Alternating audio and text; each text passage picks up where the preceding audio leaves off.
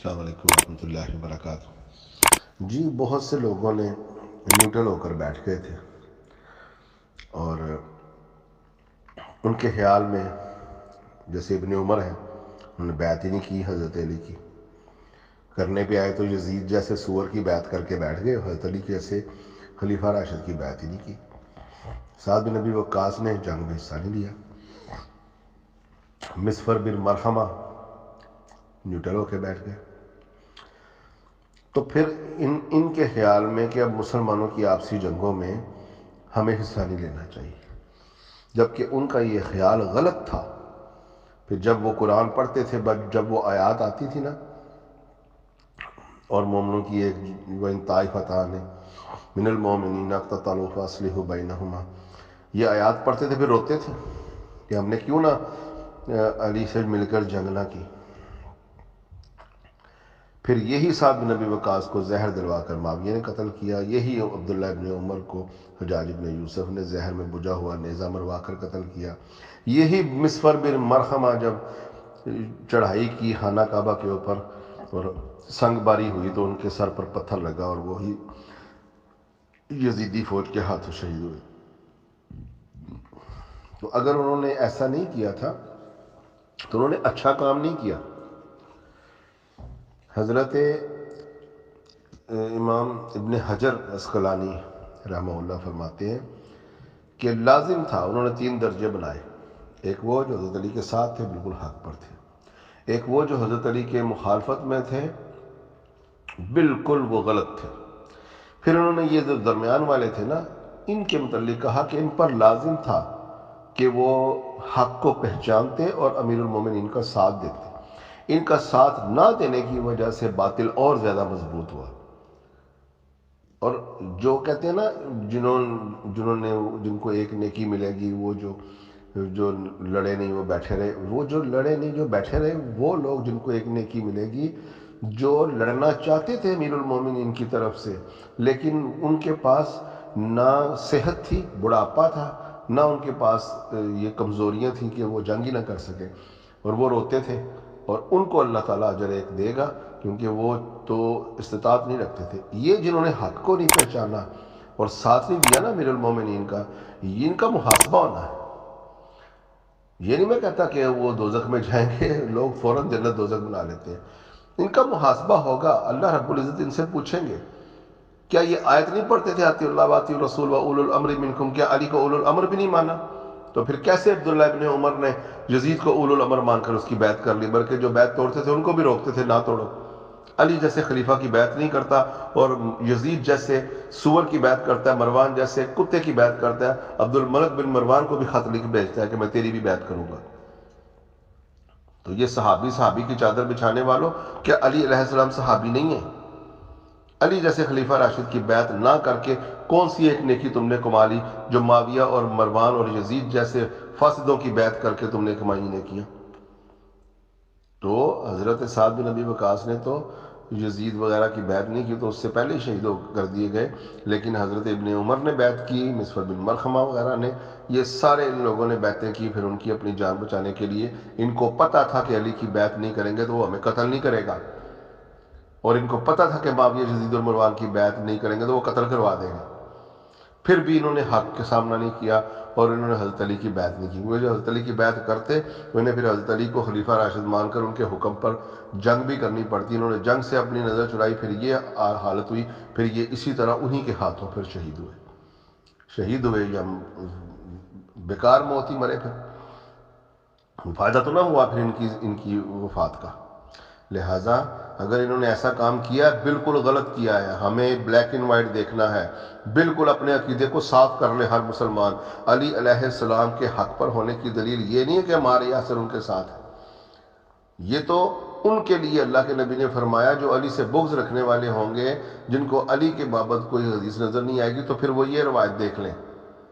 در حقیقت علی علیہ السلام اکیلے بھی حق پر ہیں، ان کے حق پر ہونے کے لیے نبی علیہ الصلوۃ والسلام کی یہی حدیث کافی ہے کہ احد منکم قاتل علی تعویل القرآن کما انا قاتل علی تنزیل القرآن۔ علی کی جنگ تو نبی علیہ الصلوۃ والسلام کے ساتھ مل کر جنگ کرنے کے مترادف جنگ ہے، علی کو تو اللہ کے نبی نے اولو الامر قرار دے کر اس کی اطاعت فرض قرار دے دی. جس طرح ابو بکر عمر عثمان کی اطاعت اولو الامر کے تحت کی جاتی ہے، علی ابن ابی طالب میں کیا خامی نظر آئی ان کو؟ جنہوں نے ابو بکر عمر عثمان کی بیعت کی انہوں نے کیوں نہ علی کی بیعت کی؟ یہ خود حضرت علی نے حجت کی تھی معاویہ کے سامنے، اے معاویہ مجھے انہی لوگوں نے بیعت کر کے خلیفہ چنا جنہوں نے ابو بکر اور عمر کی بیعت کی، ان کی بیعت کر کے تم ان کو خلیفہ مانتے رہے، میری بیعت کرنے والے بھی وہی صحابہ ابو بکر عمر کی بیعت کرنے والے تھے، مجھے تم کیوں نہیں خلیفہ مانتے؟ کیا کمی دیکھی تم نے حضرت علی میں؟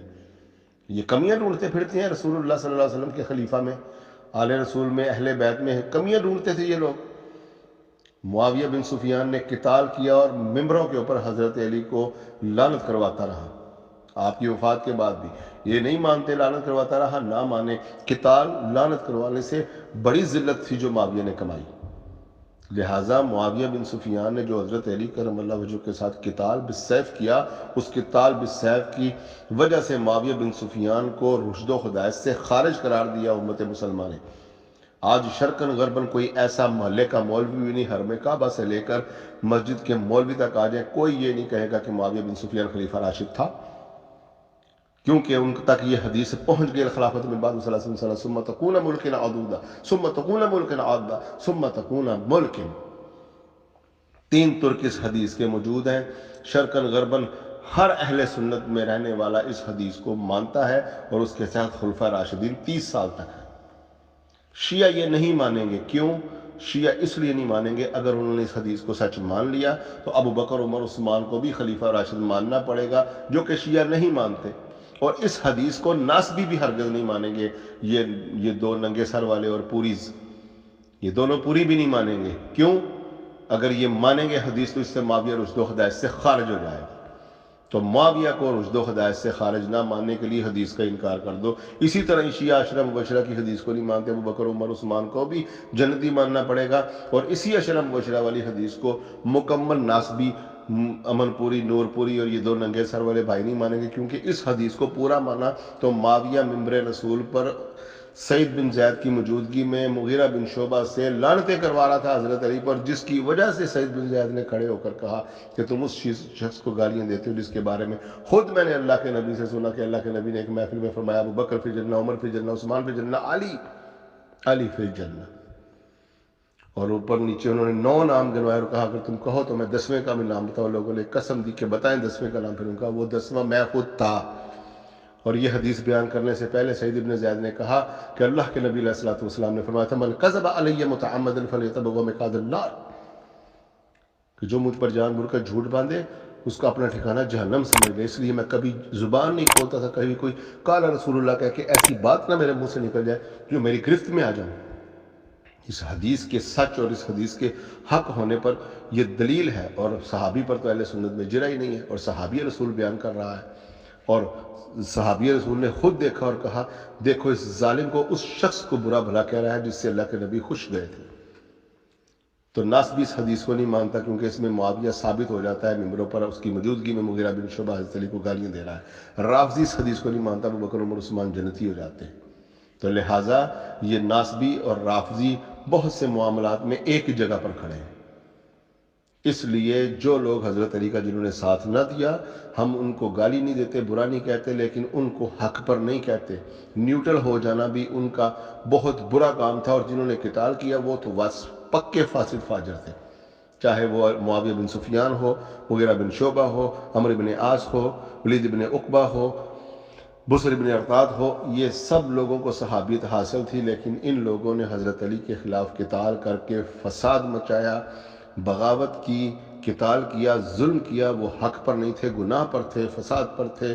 ولیکن لعن لا یجوز، ہم ان کو لعنت نہیں کریں گے. یہ امت مسلمہ اور اہل سنت کا پکا عقیدہ ہے. رافضی ان پر لعنت کرتے ہیں، ہم رافضی نہیں ہیں. السلام علیکم ورحمۃ اللہ.